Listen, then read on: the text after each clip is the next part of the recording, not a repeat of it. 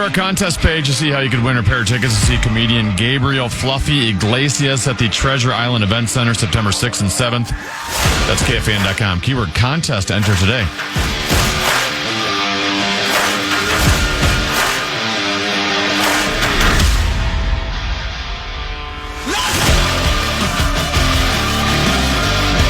Double 13-14 pass, Common Man program on Common. He's 10 to be excited and delighted to be joined by the legendary Mark Rosen.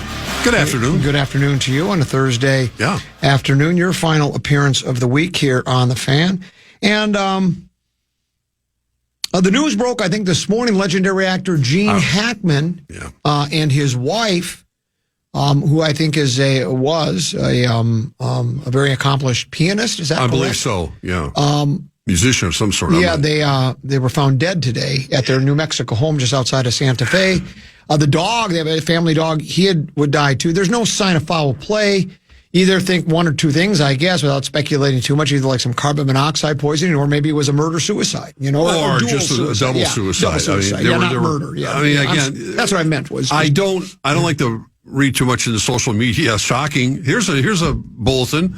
A lot of it is just thrown out there against the wall until the facts are facts and medical examiner determines it. I mean, Gene Hackman was 95. Yes. So when I first heard that, I went, well, I mean, he's been out of the limelight for quite a while. I hadn't been making a movie for a long time.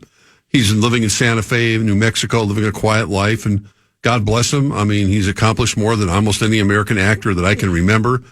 And he and his wife are living, he's living out his life. So when I heard that, and then I heard his wife died, and she's much younger. Then I heard the dog was dead, and then I'm hearing, that family members supposedly said there could have been carbon monoxide involved, and then authorities, some other reports are saying, they found a bunch of pills strewn by around a prescription the bottle and pills scattered on a countertop near his wife. I think again, it's inappropriate is the only word I come up with to speculate about anything until the facts are known.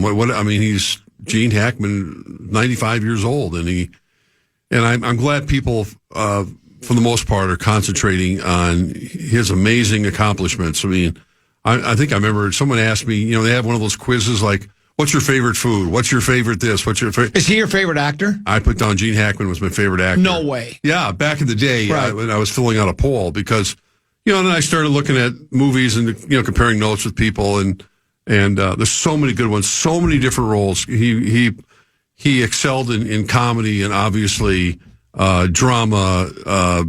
His iconic role in French Connection. Where he won his first. Yeah. He wasn't his first. I think he won Best Supporting for his role in Bonnie and Clyde.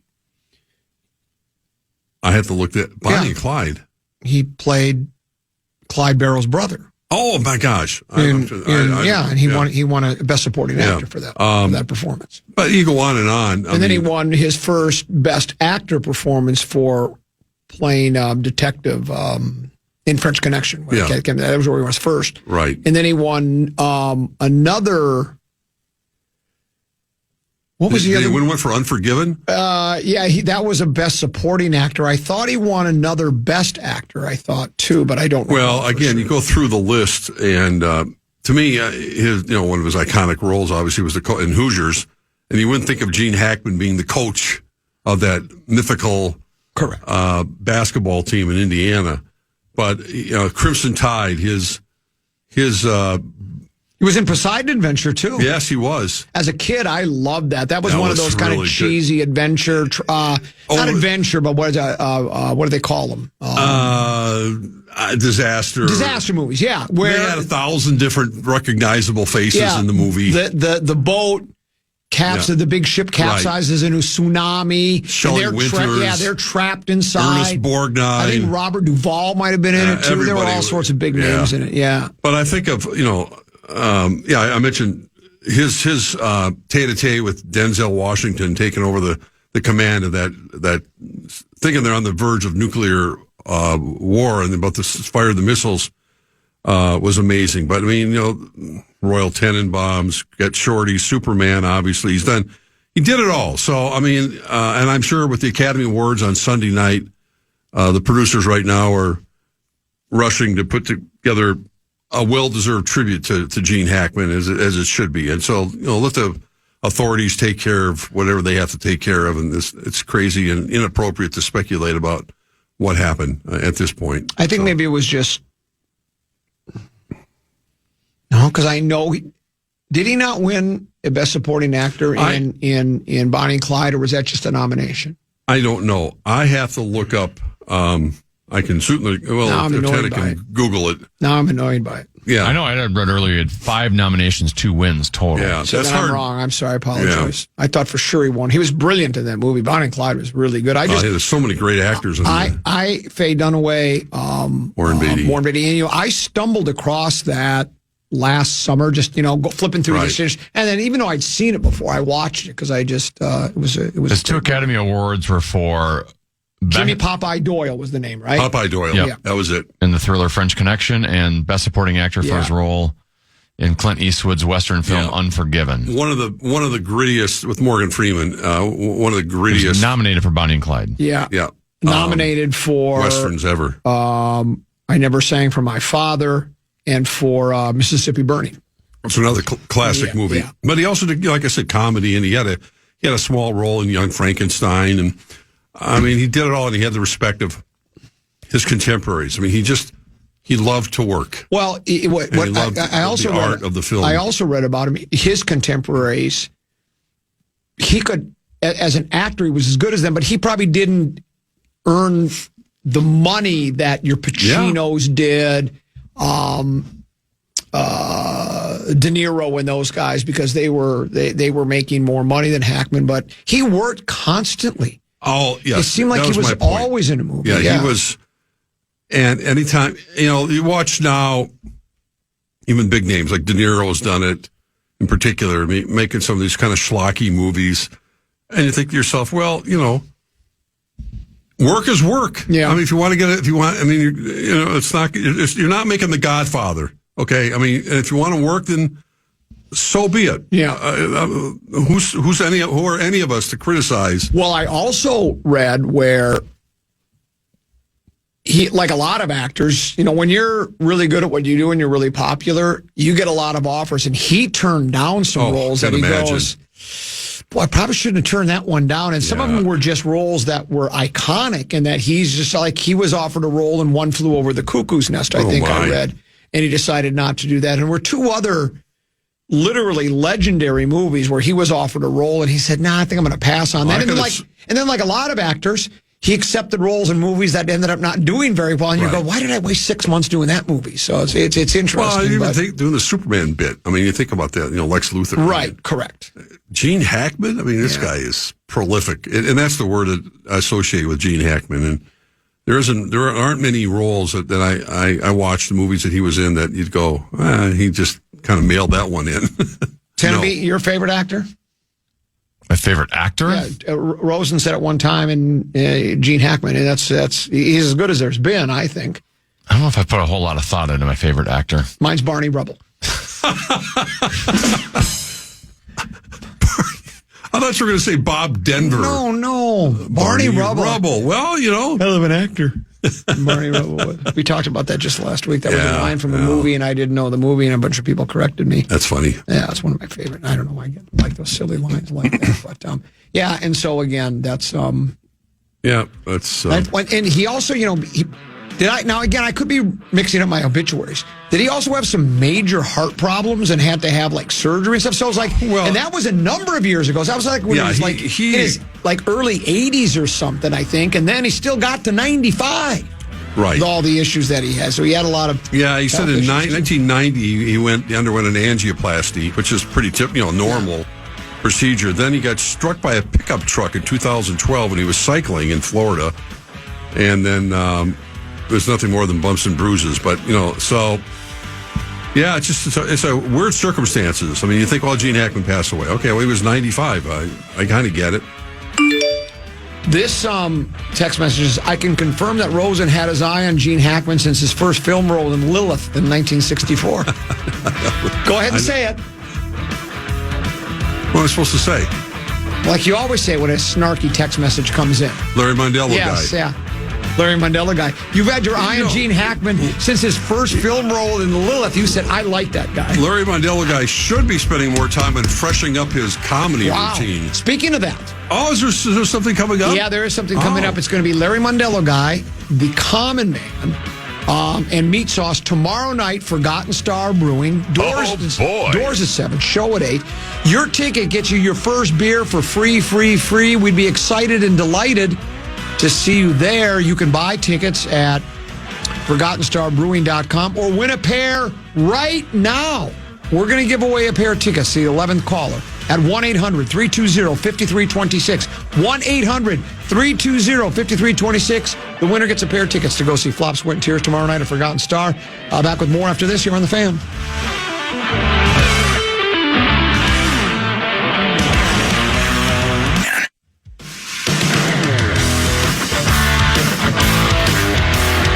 It's the final NCHC Frozen Face-Off at the XL Energy Center on March 21st and 22nd, and you could be there for it. Head over to our contest page and register for a chance to win a pair of tickets to both days. That's KFAN.com. Keyword contest to enter.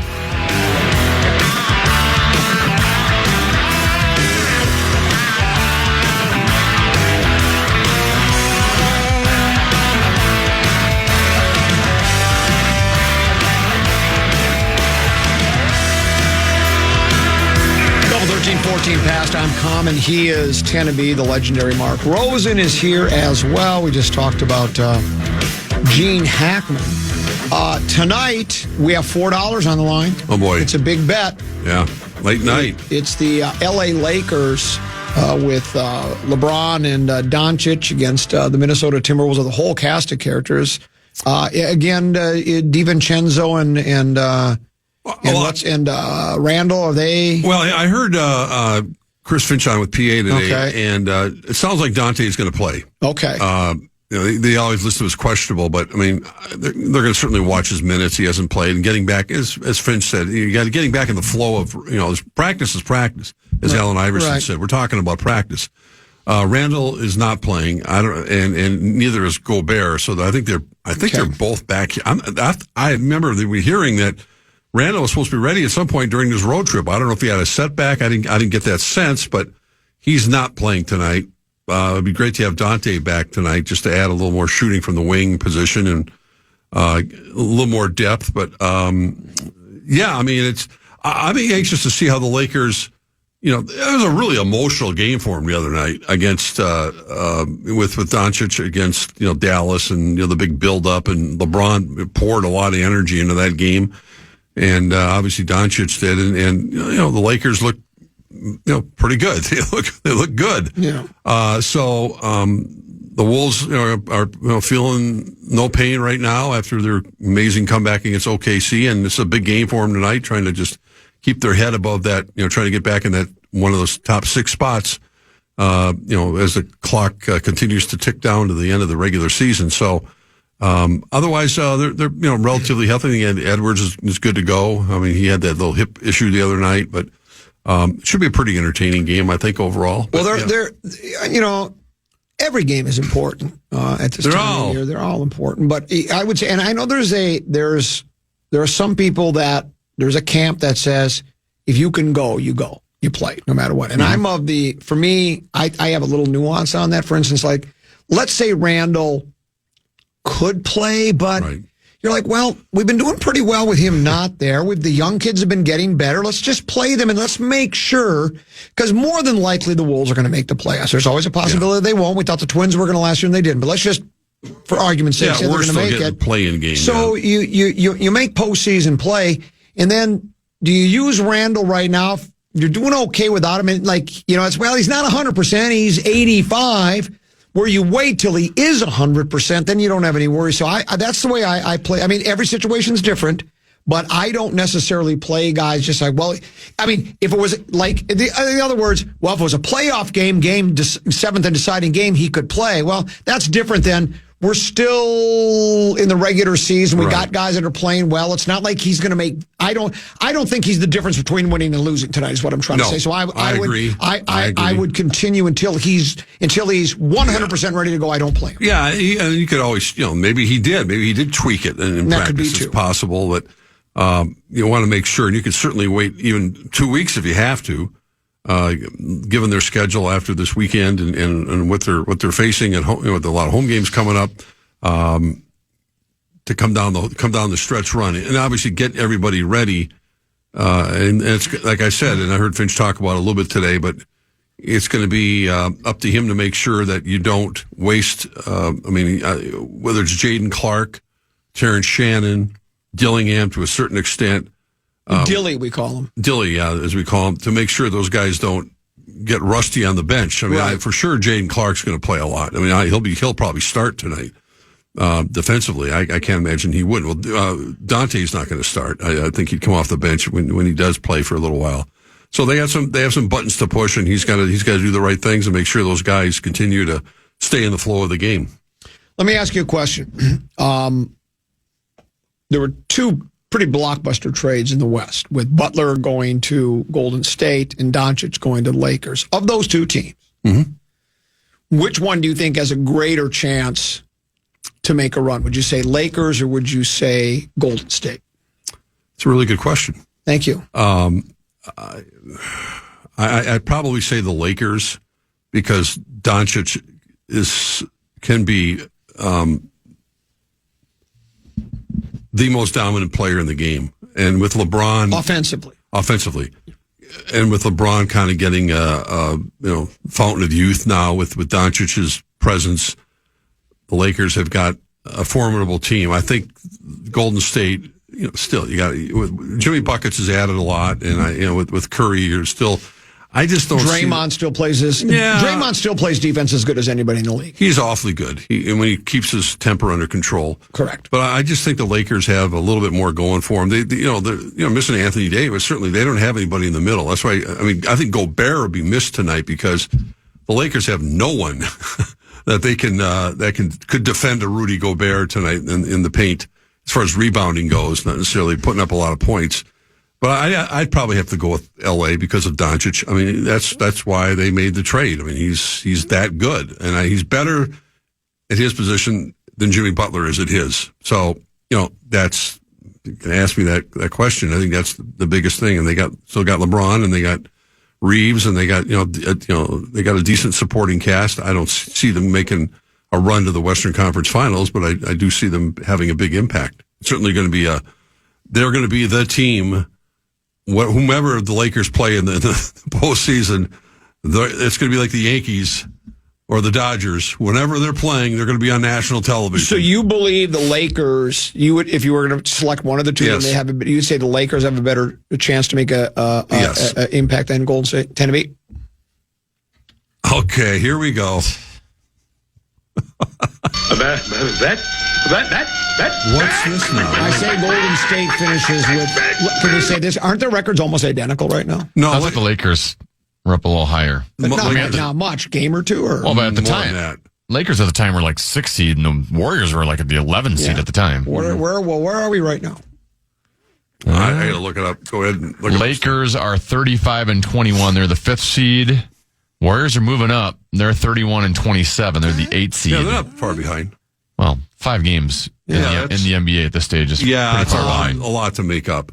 Well, are you talking about success of the postseason, though? Yeah, let's do that. Catching them. I think it's Golden ridiculous. State will make a better run than the Lakers. They're on. How about this? $6. What? So now we've got 10. 4 on tonight's game and 6 on Holy cow. Are Golden you sure State making a deeper run. Now, it has to be like if they both get bounced in the first round of the playoffs, then it's a wash, It's right? a push, yeah. Right. What if one team gets eliminated in a sweep and the other team goes the Doesn't distance? matter. We're not going to No, worry. Okay. no, All right. it's Well, just- I just want to know. It's because we could have added Win that. in if you'd wanted advance. to. Okay. That's it. God, come up with the craziest wagers. Well, I think they're that's a lot of money. It's hilarious. Well, I mean, just the idea that they're taking Golden State. I mean, I understand that. I'm a big Jimmy Butler guy. I know you are. You always have been. You haven't shied away from that. Gadflies admire each other. I admire. He's a gadfly. Let me take it further. Okay.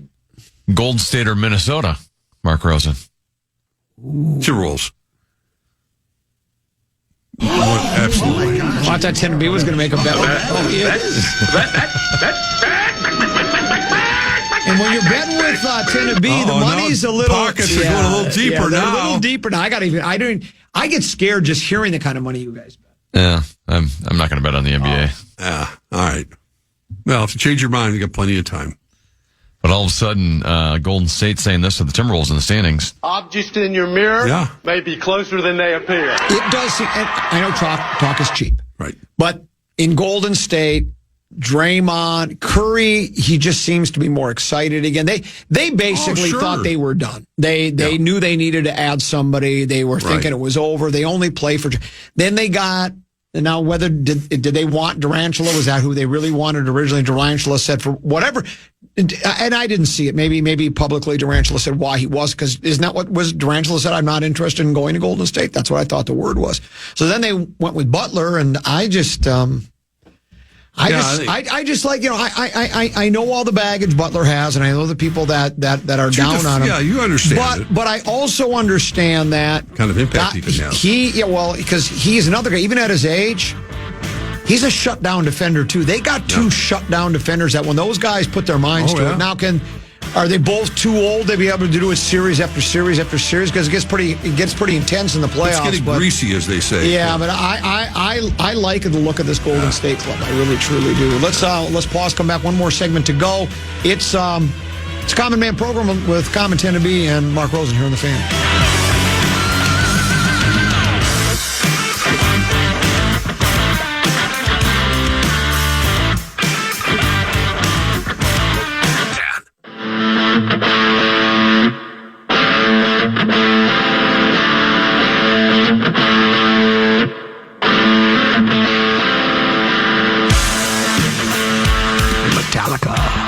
Couple 13-14 past. I'm Common. He's Tennessee. Legendary Mark Rosen is here. My declaration has been confirmed, at least by one text messenger, and so I'm going to take this text messenger's word for it. It says, Common, you're right. Kylie Kelsey has the most popular podcast in the country. It took over the top spot from Joe Rogan. Wow. Kylie Kelsey.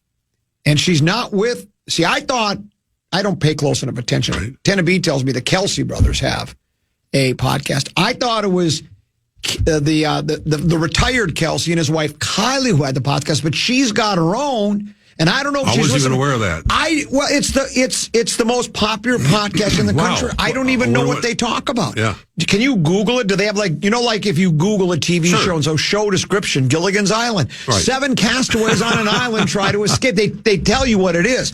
My guess is they have some type of a what her podcast is about. She's a dynamite personality. I'm sure she's doing quite well. Yeah, I don't know. No one, I think, could have imagined that the brother, anyway, won the big game, would end up being, that kind of a force. And I see that Travis did say he's coming back for one more. Which didn't surprise me. No. I mean, he had time to think about it. It looked like he was. I guess he was not feeling well before the game. I had said that, I think some of it, these guys like controlling the narrative. And right now, Aaron Rodgers could send out a tweet that says, I'd really like to play for the Minnesota Vikings. Even if he didn't mean it. And the media would be headline news everywhere. Schefter would be on the phone. God. He'd be fighting with, who was the other guy? Ian Rappaport. He'd be fighting with Rappaport, pushing each other. We spent 3 weeks talking about it. We spent 3 weeks talking about it, so these guys can do that. I want to finish my career like Favre did. And Kelsey's got that kind of power. Yeah. Kylie, go ahead. And the other thing is, and this is what I just saw on the crawl, the reason he goes, I don't want to end my career like that because he had a bad game. So, he doesn't want to go out, 4 catches, 39 yards. How many rings do you have? Well, I know. I understand that. That's well, it's not the rings he wants. He likes playing football. And once you retire from football, it's not like TV where you got 50 years and retire. Right. Once you retire from football, you're still a young man. He's only he's not 34 even 40 yet. Yeah. So what does it say about Kylie? Not going to lie with Kylie Kelsey. Okay. Despite her best efforts to remain on the sidelines, being part of football's favorite family means the world has found out about Kylie Kelsey. Now, armed with one mic and 0 bleeps, Kylie is ready to open up on her own terms.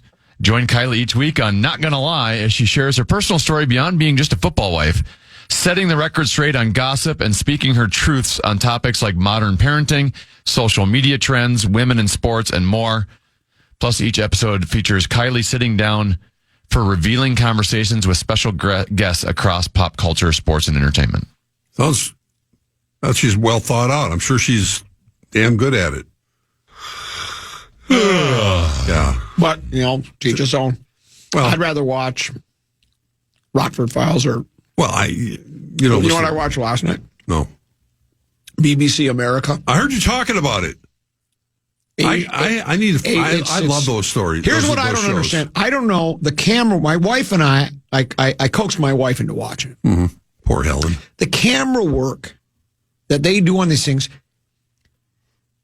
the shots they get of these animals and how they get them. I mean, I feel like, so they wanted to do Bengal tigers in India that are living on the outskirts of town. So they've got hidden cameras where they know they roam. It's astonishing. But you learn so many. The purple frog only comes out of the earth one day out of 365. And then Dad's on the back. She's filled with eggs. He's riding on her back. They come out of the ground. They find a stream during the rain season, lay the eggs, fertilize them, go back underneath the ground. And no one knows. It's like Charlie Rich. Nobody knows what goes on behind closed doors. Nobody knows what they do down there. One day a year. How do they know that it's just, that's it? They have a camera there, I guess, for 365 days. I'm with you. It's not like they have, the Alfred Hitchcock of this time going, okay, I'm going to direct this Jaguar and this Bobcat to get into a little skirmish over here. Action. I showed that in one of the Asian countries. Yeah. There's some kind of a small deer that they worship. He's like... Who worships? The people that live there. Okay. The citizens of that country. The people of that country. He's like, it's a mythical creature, right? So these deer roam all over town. Right. I'm watching it yesterday, and cars are driving and they're stopping for these deer, and they're walking around busy metropolitan areas. Here's what else they do. When they get into rutting season, right? So now the males want to fight each other with their horns, right? But when these deer have their horns, they've been injuring people in town, so they cut their horns off. So now they can't battle with the other, get their horns together and wrestle, right, to get the way. But then they showed where some out of town Romeo, who had horns, came in. The other guy's trying to fight him. He's like fighting without a weapon. Right. That's not fair. It's like a slingshot, like David and Goliath. Right. One guy's got a sling. But guess what? The guy that had his horns trimmed off by the townspeople, he persevered and won. Yeah. Effort. Well, the underdog. I heard you talking earlier about the elephants crossing the road and they stop until they get food. I think what we learn is when you watch shows like that is the humans are really a stupid species compared to... Well, they could be, yeah. They can be, often compared to the animal kingdom. It's far more fascinating and not judgmental. And they really are. I mean, those shows are wonderful. I'm in awe sometimes of the photography and the patience and what it takes to be a nature photographer in particular to get the shots that they get. Did you say purple frog or purple fraud? Because the fraud comes out 2 to 3 Tuesdays through Thursday. Okay, Larry Mandela guy. It's not Larry Mandela. Oh. It's Willow Mark Rosen's cat. Oh, thanks a lot, Willow. See, if you're going to get any treats when I get home this afternoon. Purple frog, purple frog. That's pretty funny. What else do we got? Your Twins Club. Yeah, my Twins Club. We talked about it yesterday. A lot of excitement being built. Now, the piece today was... And I love Suhan, and there's nothing wrong with the piece, but if you read it today, it was it's almost like, well, with the Polads and all those people leaving. Right. Because he's been a Polad pocket protector along with LaBelle and a lot of the others, right? And so now with the Polads have been, I do think overall, I don't think people want them tarred and feathered and sent out of town on rail, but I do think people don't like their ownership style, not spending money, this, that, and the other thing, right? So I think they have their reputation is not great, right? And it was almost like Sue-Ann had quotes from Terry Ryan. I think it was Ryan and Falvey talking about the reason they stayed. About the staff that he had. And the reason they stayed is because the pole lads are so good and so great. And maybe that is true, that they are. But I mean, it was almost like, and not almost like they're trying to rehabilitate the image of the pole lads. It's like, I don't think it's necessary, but I don't know. Maybe that's not what it was intended to do. Maybe it was just a big fluff piece. I don't know. Terry Ryan fan. I mean, I loved his. He was good at what he did. Yeah. He was very good in terms of, and he was very forthright. He didn't try to BS the fans when you do an interview with them. He'd sit down and go, "We're just not good enough. This is not acceptable. This is not this." I think it dropped off. I think the Bill Smith thing did not work out for the best. Let's leave it at that. In the meantime, the sale process continues. I mean, they're not like, okay, so it was shutting it down. No, there are definitely people interested. Mm-hmm. And, when it's going to happen, how it's going to happen, who's going to get it, I don't have any idea. I saw Pablo Lopez got battered pretty good today. Again, did he? 2 innings, 4 hits, 3 runs, 2 walks, 4 strikeouts. So losing 10-1 to the Pirates. Most of the runs are given up by guys who are. What would you do right now? Patience or panic? I would say patience. Tennessee? I'm panic. Oh, it's panic mode. Well, if your ace pitcher gets drilled, 2 innings this early, but they always say staff ever. They always say this early. They're going, trying out some new stuff. Trying out are the hitters in front of the pitchers, or is it the other way now? I can't remember. It depends on the day. Because early in the season, I think the pitchers are ahead of the hitters. Our new guy France is 2 for hitting 570 so far. So I mean. And let me guess, you've had your eye on him forever. I've had my eye on him. Is his name Ty? I don't even know. I think it's Ty Cobb. Ty Cobb. Let me guess. You're not panicking on our starting pitcher doing poorly, but the guy who's hitting well, you think this is a great start for him. I think it's a great pick. Yeah. Adding a lot of depth to this team. Oh, my goodness. Common talking about the deer with no horns defeating the one with horns is more emotional than I've ever heard him talking about any sports topic in the last 10 years.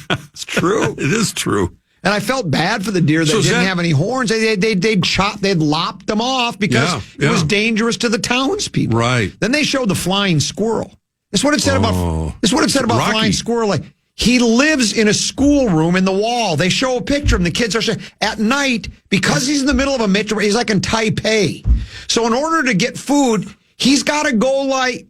It's basically like going from St. Paul to Minneapolis. Uh-huh. And they show, and how they got the camera, they're following him as he goes from one building. He looks like Batman. He's going from one building to the next, flying around. And he finally gets to a tree where it's got the leaves that he wants to eat. And I'm thinking, why doesn't he just move there? Yeah, now he's going to eat, he's going to go open. Yeah, and he's going to go all the way back to that school afterwards. Is this the same show? Same show. It's on BBC America? BBC America. And I don't know what channel it is on DirecTV. I don't know. It's DirecTV. See, I don't have that anymore. Well, you'll find BBC America somewhere. You got it somewhere. I look for those shows often, like when nights at. I love them. They're fascinating. Yeah, they really are. There used to be a couple of those really high profile hosts that would host the. This guy's name is David Attenborough. He's because he's in the BBC and he does it brilliantly. Attenborough's a big. And then the best thing is so they're talking about. This was the one-horned beetle. Okay, one-horned beetle. This is what it says. They're only interested in, they're in town, right, in a city. Yeah. And he goes, and they're only interested in one thing, sex in the city. That's what he said? And then the beetles are fighting each other again. It's like in the animal kingdom, you don't just woo the gal. No. You don't just bring her flowers. No. You don't just bring her a box of candies. No. It's the two males got to go at it, and they keep showing it. And these beetles are fighting on trees, on these ash trees, ash borer beetles, whatever they are. And the ones, they're just throwing each other off the tree, and you watch them, bam, and they slap on the ground. But guess what? Because of the armor, and the guy even said, he goes, but they don't quit.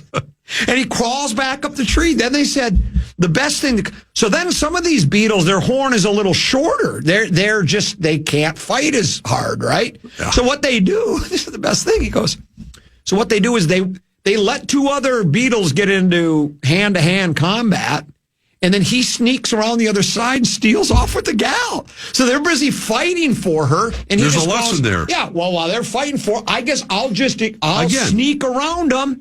And then he got the gal. Yeah, that's again, and they start procreating right there on TV. Right there on TV. They showed it, man.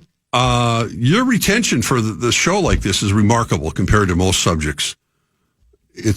I'm all in now. Somebody sent me a text that said, "Common, when you start watching birds, you're in trouble." When it gets to that point, you're getting to that point where you're going to be a rocking chair. Though I do have a Merlin Bird app. Do you know what the Merlin Bird app is? I do not. So what you do, you download it. Yeah. You sit outside and turn it on. It can hear every bird that's nearby, and it identifies exactly what it is. And it's right. That's fantastic. Robin, yellow-bellied sapsucker. Right. I'm at the golf course at Loggers Trail on the 4th hole. I turn it on as I'm riding the cart just to see 13, 14 different birds within shouting distance. Yeah, I just stopped at lunch to see out in good old Edina. But David from Cove just showed me he's got a camera, like a Ring camera set up. He got a bird feeder for his wife. And these beautiful cardinals are showing up. And he's got these incredible photographs because they're not going to get scared from the camera. They have a certain bird food that he's giving them. And they show up every day now. And I'm going, I kind of like that. Yeah. Well, when you get older, you got to find different things because I've watched. How many games can you watch? This one says the real question is: does your animal show on BBC America have a theme that you can play during the program predicament segment? Here's another one, and I did see this advertised. They did a promo for it. There's a new nature series voiced by Tom Hanks on NBC and Peacock, similar to Planet Earth. It is. I saw it promoted. I saw the promo. Yeah, I did too. So I think I have to watch. It's on NBC, I think. Yeah, you're right. Well, yeah, they're well done. Merlin also can do human voices. I recorded Rosen on the app, and it told me it was Ben Lieber. I don't get it. Oh, I'm supposed to. Because you're stealing us. It takes all the time. I never even hear Ben anymore. I really don't. I wish I did because he's good at You know what happens is these people will make unfounded accusations against you. Oh no, that's never happened. And you know what they'll do? And they'll just keep running them into the ground. Really? I don't know why people do those guys. I don't either. I've never understood. Where would they learn that? Well, that's it. I don't know. Why don't they just leave you alone and let you live your own life? No.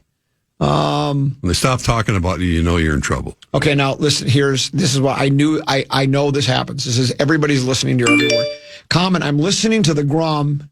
And I just got an ad on my phone for the BBC. You can't make this up. That's exactly what happened. The phone heard it.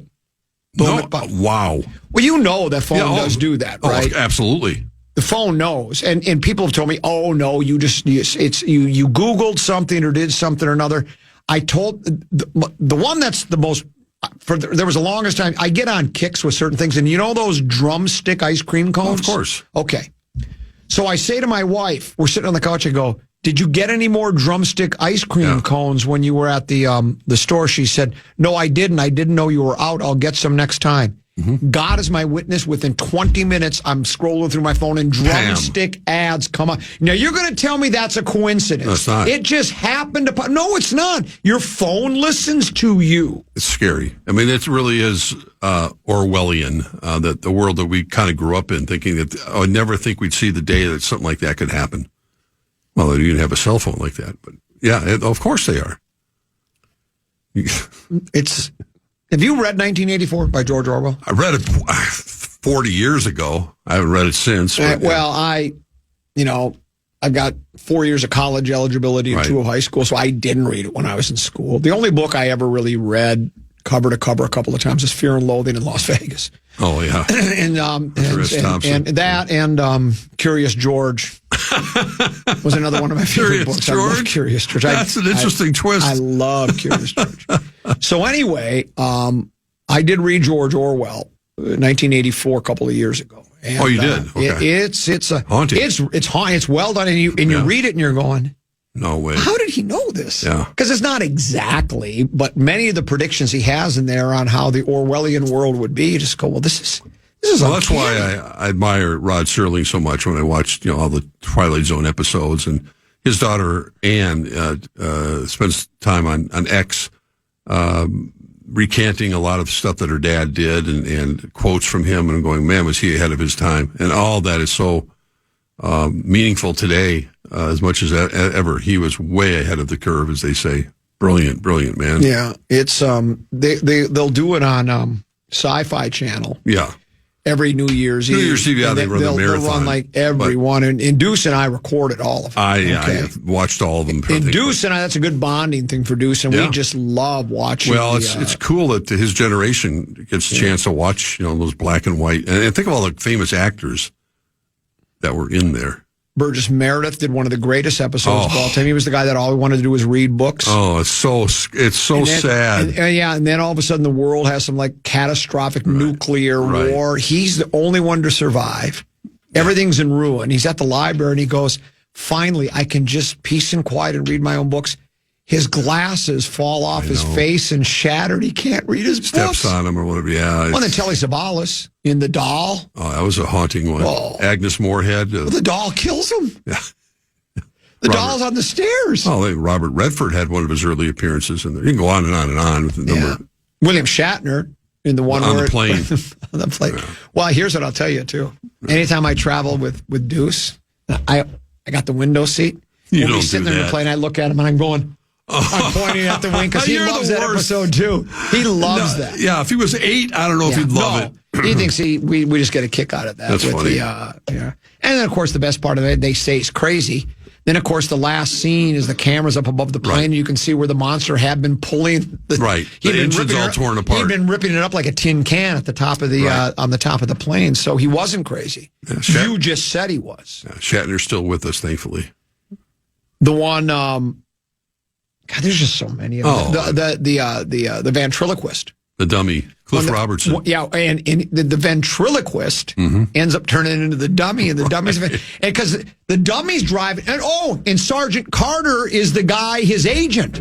What's his name? They played Sergeant Carter in Gomer Pyle? What the hell's his name? I can't think of his name. He plays his manager, and you got to put the cork on the bottle. These people want to see you, because he was was failing in his craft. But it was because it's so good. It's because the ventriloquist doll was driving him and saying, "We'll talk to him. Hey, buddy, what are you doing now?" And he'd go, "You're my problem." Oh, it's just brilliant. You got to watch it if you haven't seen it. That's why I still want to get a ventriloquist doll that looks like meat sauce and bring it in my flop sweat. I'm waiting for that time. I'd definitely come back on stage with you if that happens. We'll see you next Tuesday. Oh, my gosh. That's right. Good luck tonight with your Laker wager. Yeah, I appreciate you, too. And then hope to see you at Flop, Sweat, and Tears tomorrow night at Forgotten Star with me and Meat Sauce and Larry Manilligan. Tenneby, thanks for having me. Hey, great job. You as well. Enjoy the rest of your day. We're back at 12 noon tomorrow. Who's on for Program Password? Meat Sauce and Tommy Olson. Yeah. Oh, that should be a great pair. We'll see you tomorrow at 12 noon. Big Tick and JG are next. Listen back to any of Common Man's programs by podcasting on the iHeartRadio app or KFAN.com.